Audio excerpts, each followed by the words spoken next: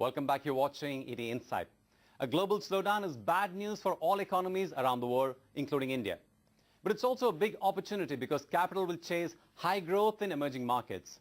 So what can India do to ensure that it shines? Asha Gopalakrishnan has the answers. India's engine of growth is slowing down. High inflation, high fiscal deficit and poor governance are weighing down on the economy. It's clear now that India needs to put its house in order if it wants to minimize the pain from the global economic downturn.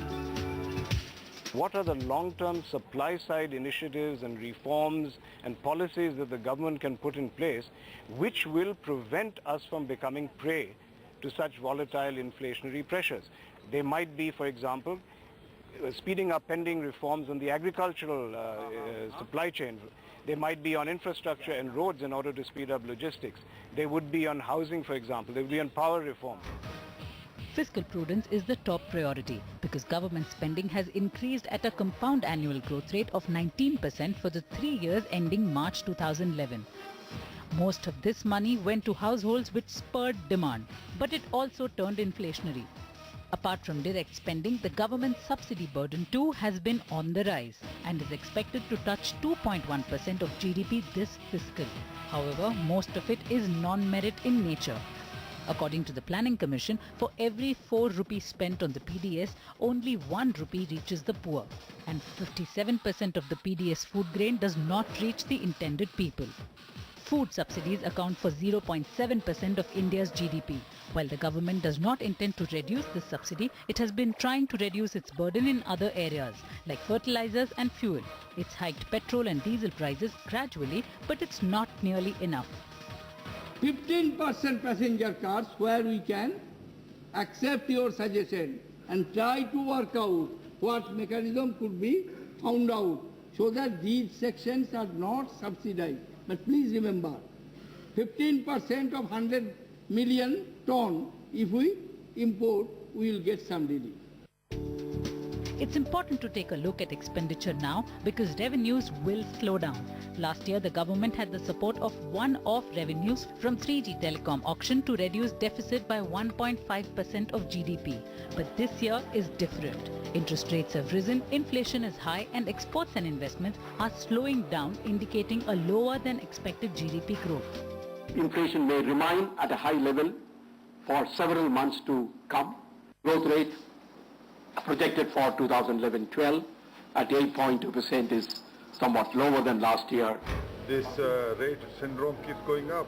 It has to come down moderated towards a growth strategy.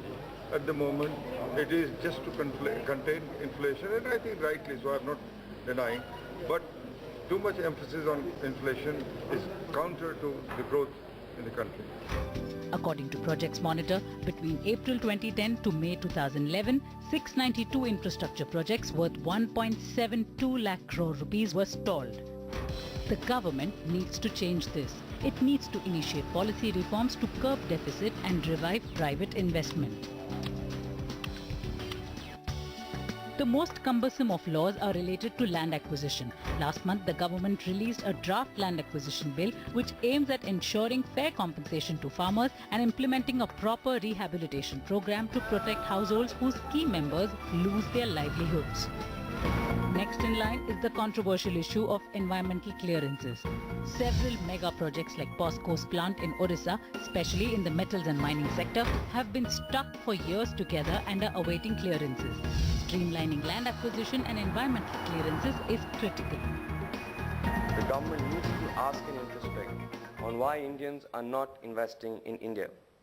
The fact is, and as we know, large projects need a plethora of approvals from different bodies, almost making it seem like a new avatar of the license Raj.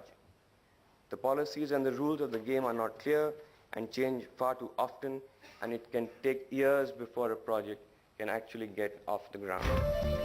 Other reforms on the anvil which could lift the economy are the introduction of a goods and services tax which would help create a wider base for indirect tax collection and reduce transaction costs. Permitting FDI in multi-brand retailing and distribution, which could lead to a reduction in inefficiencies in supply chain management and particularly help in controlling wastage and loss in agriculture. Besides, it could help generate thousands of jobs and give the retail sector a much-needed push. Reforming the state electricity boards, which are running annual losses of up to 1% of GDP. And last but not the least, in any way, is divestment of the government stakes in state-run enterprises. Apart from reforms, India needs to bring in more transparency and accountability in governance. All this will ensure that the country's economic engine keeps humming even as the world slows down. In other words, the global investor is waiting to put his money on India. The country just has to make her feel safer and more confident hopping onto the elephant that is India. With that, it's a wrap on this edition of ET Insights. We'll be back next week, but until then, don't forget to write in with your feedback and suggestions. Thanks so much for watching.